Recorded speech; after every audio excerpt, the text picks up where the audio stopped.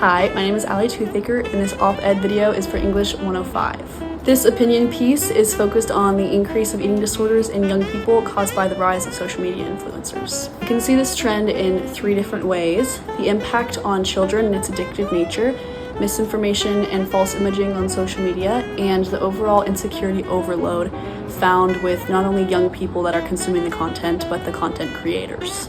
Social media can be a really great place to reconnect with old friends and keep up with the cool trends and share your life with your friends and family. At least that's what it used to be. And unfortunately for many, social media is not used in that way. When social media transitioned into kind of a showboating, one-upping playground, it changed for all of the users. All of a sudden, showing your friends your life turned into proving that you're better than them, and it became this addictive cycle of watching others in envy and wanting people to envy you in the same way.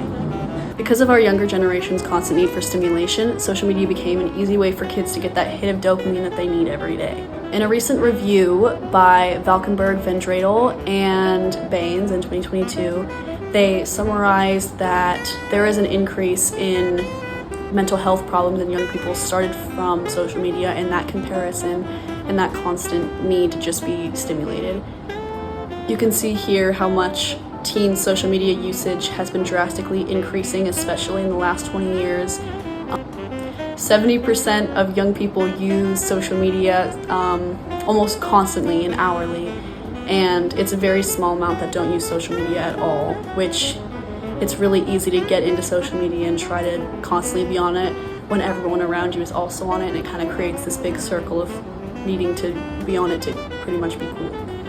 In an attempt to seem superior to their peers, people will often exaggerate how well things are going for them. A lot of time this means using apps like Facetune to edit and Photoshop your posts to make yourself look a little bit better.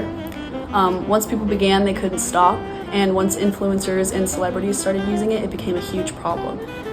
This is really helpful for young people because it causes unhealthy comparisons and deeper insecurities that are caused by a false sense of reality.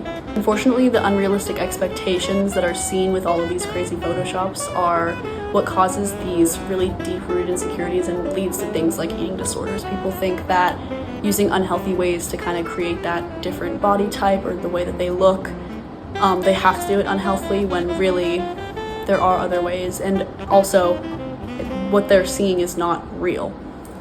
Many influencers will also try to sell a product by using these different Photoshop and all of that other kind of things. Whether it be their own product or a company that is paying them, influencers will often try to use the Photoshop to make the product look like it's working, or they will say the product gave them certain results when really it was expensive surgeries and fillers, or again, Photoshop.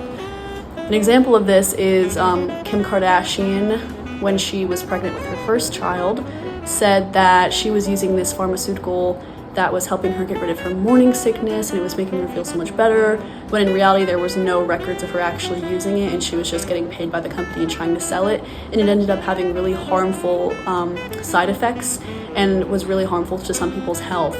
That's a really good example of how negatively getting paid and endorsing these certain products can be.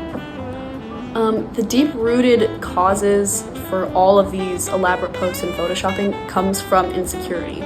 People are so insecure about how they are perceived, they will do crazy unhealthy things to make themselves seem better. The insecurity is not only from the people consuming all of this content, it's also from the creators. The creators are so desperate for the approval of people that they've never met that they will do crazy things like post crazy vacations and Photoshop themselves until they are unrecognizable just to impress a bunch of strangers for some likes and follows. An example of influencers who have caused a really unhealthy cycle is Eugenia Cooney. She was a very popular influencer in the early 2000s, and one of the main reasons she was so popular was for her skinny and frail looking figure. While it started from people becoming concerned about her and thinking like, oh, I hope she's okay, she looks really unhealthy, it started a trend of the people that were following her wanting to look like her and doing really unhealthy things to try to achieve that figure. Because she was so popular and loved by so many, everyone wanted to look just like her. You can see in the pictures, she obviously has a very unhealthy figure, and this caused so many young people to want to be just like her, which caused lots of eating disorders and horrible things like that. This trend is negative because the increase in social media influencers causes this deep-rooted insecurity, which can cause very serious things like eating disorders. There has been an epidemic of eating disorders caused by the rise of social media influencers that can easily be seen in almost all young people today. In my opinion, I don't think that young children should have access to social media, or it should be pretty heavily monitored by their parents. This could cause them to really know what they're looking at and know that social media isn't real, and that it could really help decrease eating disorders in the future. Here are some more different images and charts that can show how negative social media is for young people and how many people are actually on social media that are underage or of a really, really young age. In conclusion, the epidemic of eating disorders, a lot of it can be traced back to the rise of influencers. Lots of influencers post lots of fake things on social media that make people believe that they need to be just like them, even though it's almost impossible to obtain unless you are very wealthy. This is a super negative trend, and overall, hopefully we can fix it in the next couple of years. Thank you for watching my op-ed.